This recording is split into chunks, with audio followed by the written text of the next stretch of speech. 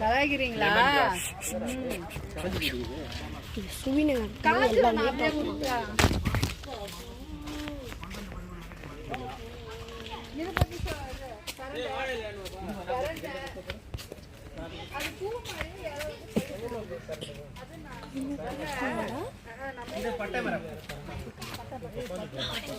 ரெண்டு பட்டை சுருள் பட்டை பட்டை பிரியாணி இலை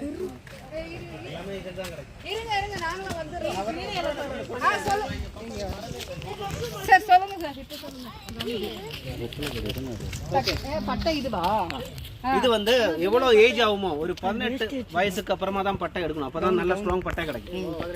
ஒரு 12 இயர்ஸ்ல எல்லாம் எடுத்தா உங்களுக்கு அவ்வளவு ஸ்ட்ராங் கிடைக்காது. இது வெளியில இருக்குது பட்டை, உள்ள இருக்குது சுருள் பட்டை.